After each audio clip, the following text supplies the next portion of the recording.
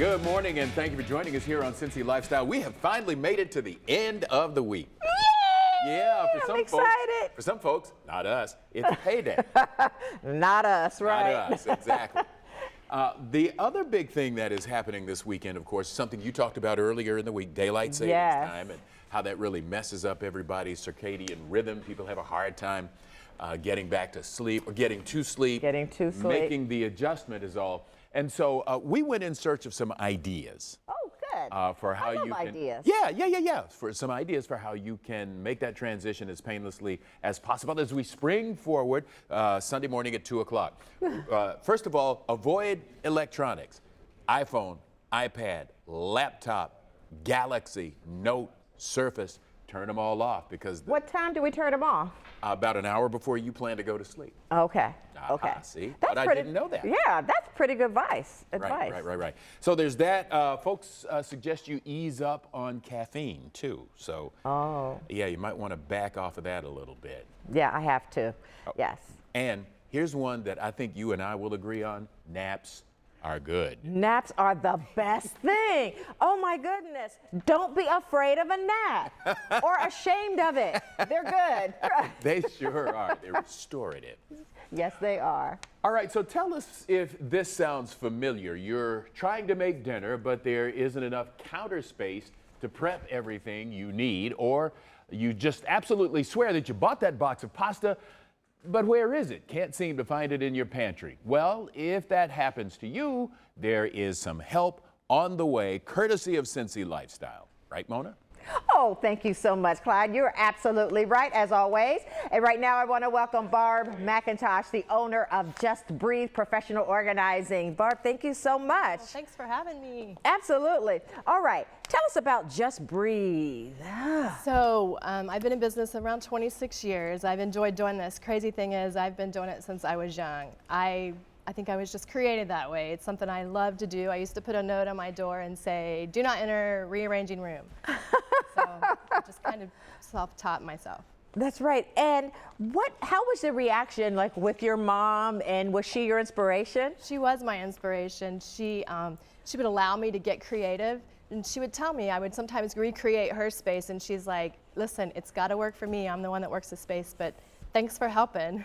And that's really one of the great points that you make, is that make it work for you. Right, exactly. So we're going to focus on kitchens and pantries right now. So tell us what you brought. So what I like to do is I like things to be visual. When you go to your pantry, you want to see everything. You want to be able to go, oh, this is what I'm out of, this is what I have. And so I like things that are easy grabs. And so these baskets are visuals. You can do baskets that are covered if you need a pantry that needs to hide things. You can hide a few things. But I like things that are simple, where you just push the button, grab it off. You can put scoops in here, and ooh, I'm going to move the table. You're fine. And so it's simple. Oh, I like that, and that keeps it fresh. It locks in freshness. It seals, and you can easily grab it. It's fun for kids too. When you come home from the grocery store, they can help you unload the groceries. And if you're really going to have the time to put your cereal in these things, it is great. You don't always have to, but I like that it's simple. So I don't like things that's hard to get to. I love this. All right, you have a secret about the pantry, because I was telling you a story that I just cleaned out my pantry and I found canned goods that were to the back that never made their way to the front. They were expired. You have an answer for me. So what I like to do is I like to put them on Lazy Susans, things that are very simple to be able to see everything. You can do in different categories. You can do your meal prep, your lunch items, and that way you spin it around and you see everything. So it's such a great idea. Well, do you have any other just general organizing tips to help us get started? Well, I just really think that people have to organize for what works for their season. And if you have kids and you need to figure out whatever your frustration is, find a system that works for that frustration. All right, that sounds good. All right, so let people know where they can find Just Breathe and they can get started on organizing. So my Facebook is www.justbreatheorganizing.com. I'm on Facebook and Twitter as well, and I do a lot of videos on there. All right. Thank you so much, Barb, for being here. We appreciate it. Hey, everybody, get organized. Start this weekend. Clyde. All right, Mona, thanks a lot. We've told you about a lot of shops on wheels, from rolling bookstores to food trucks, even boutiques on wheels. But there's one we haven't told you about until today. And Allie Martin is live with an interesting business. Allie, tell us all about it. Yes, Clyde. Right now, I am outside here with Dakota and Kimberly, and we are with Dakota's Tipsy Horse Roll-In Bar. It's a little chilly outside. We could go for a hot toddy. So speak on that a little bit about everything you do and how we potentially could be making a hot toddy. So we pull up to the event. We bring all of the cups, all the garnishes, mixes, 2 certified bartenders. We pull the liquor liability insurance, and then the party host actually brings the alcohol. So you are a bar on wheels. Now, this is a really, really fun setup here. Give a little inspiration as to why you wanted to start such a cart. So, we saw this about 6 years ago in Europe and thought it was the coolest thing, and they call them horse box bars. And so, thought we need to bring that back to Cincy. It took us about 3 years to build it and get it up and running, and this is our finished product. And I'd love to point out the fact you said this earlier, that this cart came from London, Kentucky, correct? Yes. It was just the horse trailer then, and then from London, Kentucky, we brought it up and fabbed it. It's fantastic. You really did a great job. We're going to step over here and talk with Kimberly a little bit. Now, Kimberly, kind of tell us a little bit about how Dakota's Tipsy Horse Roll-In Bar works.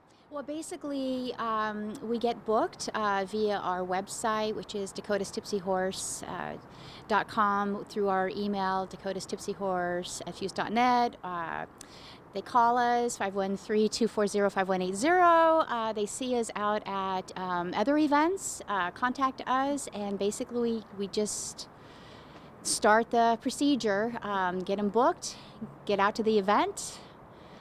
So it's important to know that you don't just do weddings, you'll do house parties, you'll kind of do a little bit of everything. Absolutely. But what is your most popular cocktails? That's probably going to be a toss-up between the Tipsy Mule and the Palomino Punch. Do you have a favorite? I'm Palomino Punch. So tell us a little bit too about how you decided to design and set up this cart. Dakota probably can answer that better. He came up with most of the inside, doing all of the woodwork and the metal work, and then I just came back through and did the design of it to make it appealing.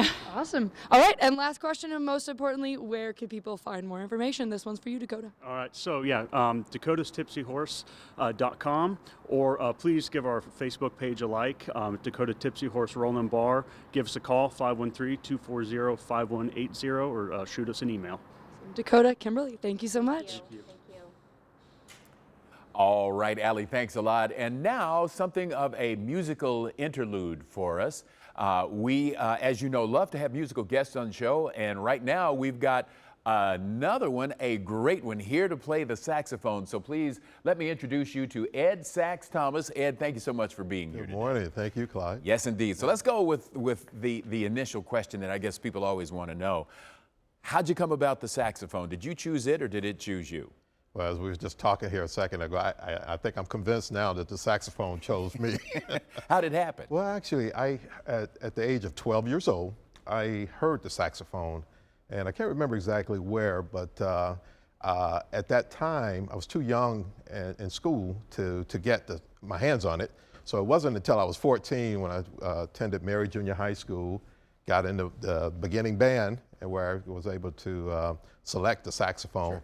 Myself, and I haven't stopped playing since. Okay, and in point of fact, some of the playing you've done has taken you to some fairly large and impressive venues. For instance, the music festival. Yeah, that's 2016 and 2017, I opened up for the Cincinnati Music Festival with my connection with Procter & Gamble, is where I used to work before I retired. Sure. And so I was able to get on that stage, which is the biggest stage I've ever been on. So it's pretty cool. That's pretty good. Yeah. So tell me a little bit about your genre, the genre you tend to prefer. Okay.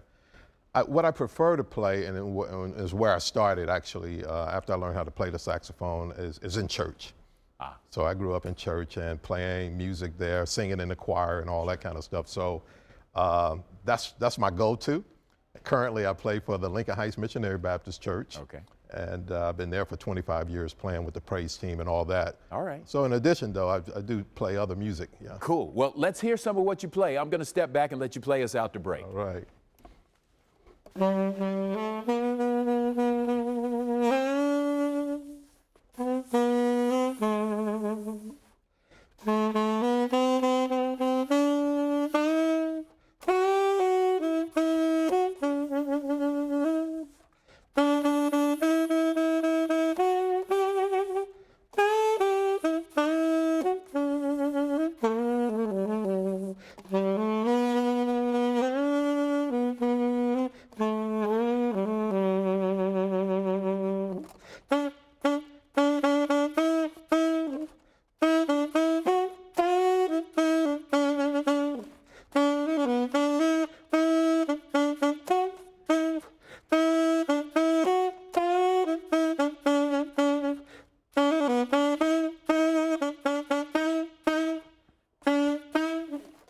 Thank you. Great job. I just wanted to come back to find out, to let you tell people how they can find out more about where you're playing and when.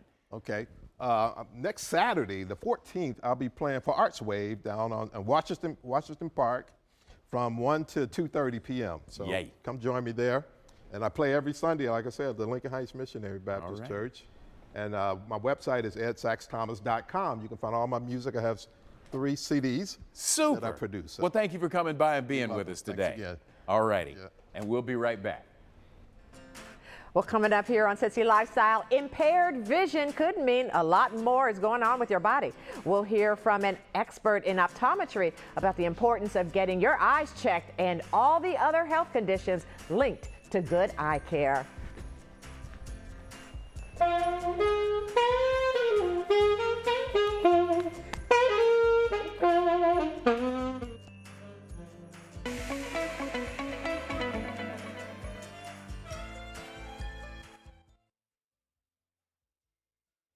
Welcome back. While the tri-state is a great place to live, like anywhere else, it also has a dark side. Today, we want to explore that part of our city's history and look at some of its more infamous members of society. So follow us as we walk down the cell block. There is no more outrageous criminal born and bred in Cincinnati than the multiple murderer Charles Manson, born here November 12, 1934 as No Name Maddox. Short time later, he was known as Charles Mills Maddox. The Manson name came from his mother's first husband. Manson grew up in rough and lawless circumstances, landing first in a West Virginia reformatory, then a federal prison on a rape charge. But his infamy came in 1969, when he ordered followers to kill several people, most famous of whom was the pregnant actress Sharon Tate. The fascination with the murders, Manson's hold over his family, and his bizarre behavior landed him several jailhouse interviews, a fascination that remains even after his death in November 2017. Della Sartorius was the talk of the town in 1996 for murdering her husband, Daryl. She met husband number 5 through a dating service. When things were good, they lived the high life. Until, that is, police found Daryl dead in their home in February of that year. Della said he killed himself. Medical examiner said it was murder. The prosecutor said Della did it, and the jury said she was guilty. June 1996, Della Sartorius started serving her 23 years to life sentence. Her case became a national media sensation, profiled by various crime and talk shows as the Black Widow. Della Sartorius died in prison of natural causes in November 2010. On to someone who just wanted everybody to have a good drink. George Remus was born in Germany, graduated law school in Illinois. But after Prohibition started in 1920, Remus noticed his bootlegging clients were getting rich. So he decided to cash in too and moved to Cincinnati, which was in the heart of the region where nearly all the nation's bonded whiskey was distilled at the time. Remus soon became king of the bootleggers. But in 1925, Remus was sent to federal prison. His wife and her lover took all his cash. He killed her in Eden Park, then got off by reason of insanity. Remus died in Covington in 1952, but lives on as a fascinating character in television shows, movies, and books. More recently, financial crimes ensnared and made infamous 2 Cincinnatians, Charles Keating Jr. and Marvin Warner. Keating was a champion swimmer at UC and became a crusader against obscenity and pornography.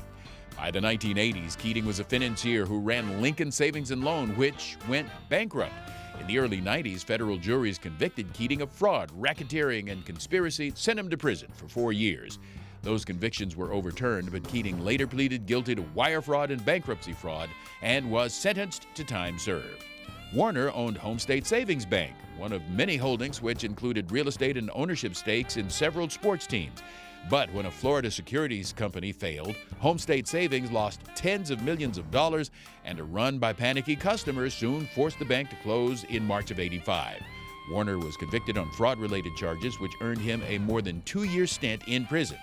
After prison, Warner retired to a horse farm in Florida. Interesting. Well, March is Save Your Vision Month. It's a time when we all should give our eye health an extra consideration, a decision that could potentially save your life. Danielle Jackson explains. How much do you know about your eyes? Beyond being the windows of our soul, Dr. Barbara Horn tells us our eyes are the windows of our overall health. A comprehensive eye examination is critical because you can detect up to 270 different conditions by having a comprehensive eye examination, such as diabetes, hypertension, various cancers. And so the earlier you get the treatment for those diseases, the better the outcome. Hundreds of thousands of Americans were diagnosed with diabetes last year when their first indication was at their eye examination with their doctor of optometry. When it's time for your eye exam, it's important to have a conversation with your doctor. And let them know what problems you're having, but your doctor is also going to let you know what they're seeing and what issues you might have in your eye that need to be treated. The sooner the better. The American Optometric Association recently launched its Start With Eye movement to help make vision a priority. To learn more, visit aoa.org/startwitheye, which is EYE. Built in the early 1900s, the Esquire Theater in Clifton has stood the test of time. Join us as we go inside the Esquire to learn more about its history. The Esquire Theater is an independently owned theater here in Clifton, and we show primarily independent and art films. So the Esquire was built in 1911. It originally showed silent films. They eventually started incorporating more Hollywood films and played through. It was one screen. In 1990, they converted to the 3 screens. Being built in 1911, we've got this great historic theater. It's really kind of a retro vibe when you come in. You feel like you're kind of going back to a time when theater was really important, because it still is. And what you're going to find is you're going to find film with stories worth telling, films that are worth talking about, and you're going to find memories. You're going to relive things that you may have saw, things that you missed, things that you want to come back and check in on. So the Esquire originally closed in 1983, and there was a plan to put a Wendy's here, and the community felt that that wasn't what they wanted for this street, and they banded together and created Clifton Theater Corporation, and they fought it all the way to the Ohio Supreme Court, and they won, and we are still here today because of that. The theater reopened in 1987, and we've been here ever since. And it's really important to us to bring the independent and foreign films to Cincinnati that you wouldn't necessarily see anywhere else. And beyond that, what we've recently been doing is trying to bring more conversation to the theater as well. So we've been upping our event game, and we're showing a ton of classic films and limited engagements. Every day of the week you'll find something going on, and a lot of those will follow with a conversation afterwards. There's so much to choose from. We're picking themes. We're doing Sci-Fi July, Action August. So we have 6 screens at the theater, and there's movies running on all of them every day. We're open 7 days a week. And what you're going to find on 5 of them are going to be contemporary, independent, foreign art house films. And then we're also showing in our event house, we're going to be having classic films, limited engagements of contemporary films. If you want to make a request as to what we should be showing, visit us on Facebook, tweet us, let us know, and if it's possible, and if we do take requests, and we have shown things that people have requested. You really just see the history from even being here, that it's been over 100 years, and we're still here, and we're still showing films. It's a community theater. That's really rare to have a theater in Mariemont's the same way. We are community theaters. You can walk, if you live here. We just want you to know that we are here, and that we are bringing stories that should be told, that should be seen, and we encourage you to come and experience that. Looks like fun. Now for more on showtimes and the theater's history, go to esquiretheater.com. Mona? Well, we'll be back with more Cincy Lifestyle on the other side of the break. Plus, be sure to check us out on Instagram. We post all kinds of behind-the-scenes pictures from right here on the set and while we're out in the community. So follow us right now on Instagram at Cincy Lifestyle.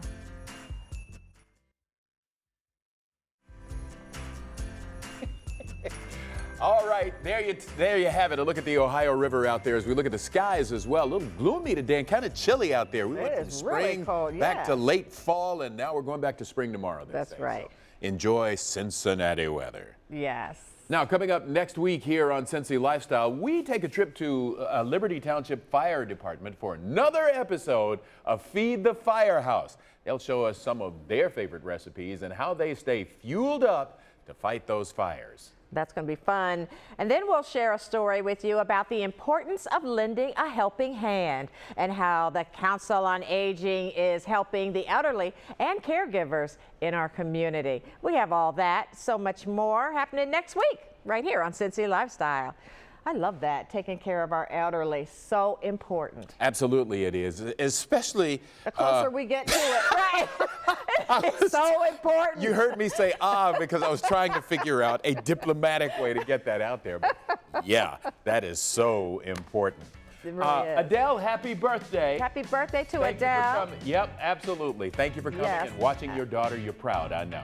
Yes, thank you so much. Yes. And that's Cincy Lifestyle for this Friday, March the 6th. If you have ideas, we want to hear them. So give us a call or email, Twitter, Facebook. You got it all. We would love to hear from you. I'm telling you, people don't know. Smoke rings. Smoke signals. Yes, whatever you want. You just make sure you contact us and make sure you make it a great day and a great weekend. Hey, thank you so much for watching our video. Now, if you liked what you saw, hit the subscribe button. You can also check out full episodes of the show you've never seen before or watch your favorites again and again. And as always, be sure to make it a great day.